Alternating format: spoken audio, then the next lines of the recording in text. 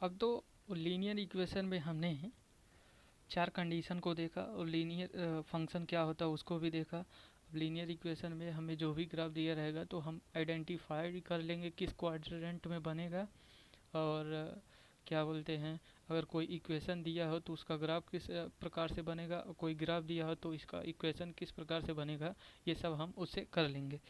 और अगला पॉइंट आता है, अब इसमें मान लीजिए इस प्रकार की दो लाइनें दी हों, इस प्रकार की दो लाइनें दी हों, ठीक, और इसका स्लोप m1 हो, इसका स्लोप m2 हो, और इस प्रकार की एक लाइन ये दी हो, ये और ये, और एक लाइन ये क्या है, ये लाइन m1 है, ये लाइन 2 है, ये लाइन 3 है, ये लाइन 4 है। इसका स्लोप m1 है, इसका स्लोप m2 है, और इसका स्लोप m3 है, और इसका स्लोप m4 है। तो अगर आपसे पूछे तो इसमें कौन बड़ा है, m1 और m2 में से कौन बड़ा है, तो हम सिंपली क्या करेंगे, हम एंगल को देखेंगे, थीटा, और यहाँ से ये थीटा डैश।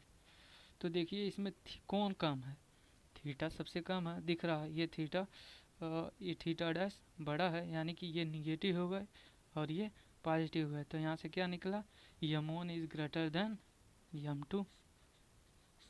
सिमिलर कॉन्सेप्ट यहाँ पे लगाएंगे।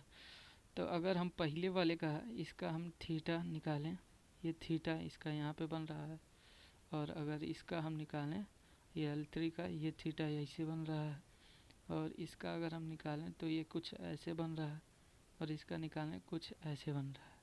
नहीं, इसका तो हमने निकाल लिया है यहाँ पे, और इसका हम निकालें तो ये कुछ ऐसा बन रहा है। तो इसमें सबसे पहले देखेंगे कि सबसे कम एंगल किसका है।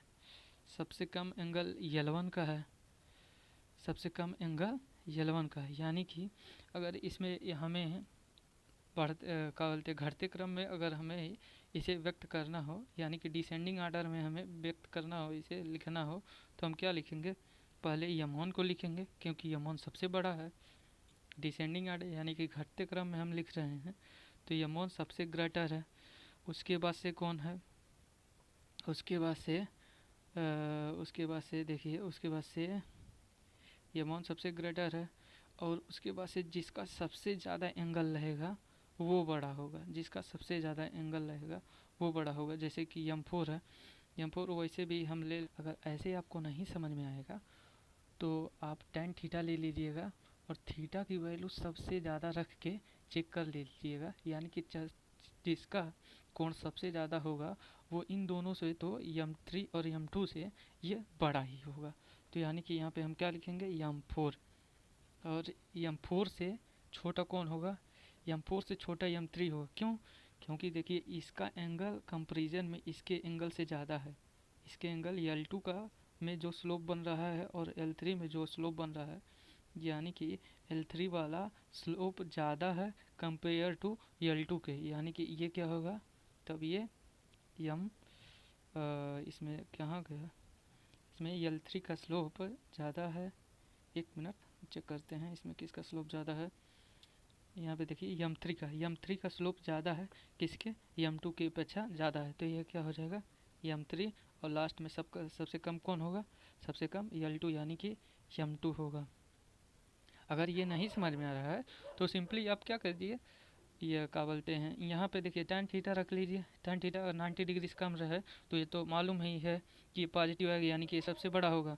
अब इसमें देखिए जब थीटा की वैल्यू बहुत ज़्यादा रहती है, तो यहाँ पे देखिए थीटा की वैल्यू यहाँ सबसे ज़्यादा थीटा की वैल्यू किसकी है, L4 की, उसके बाद से L3 की, तब L2 की है, तब उसके बाद से L1 की है। तो यहाँ निगेटिव के केस में जब ज़्यादा वैल्यू होने लगती है तो वो अधिक हो जाता है, ऐसे अगर आपको नहीं समझ में आ रहा है तो tan थीटा में विभिन्न प्रकार के वैल्यू रख के देख लीजिएगा।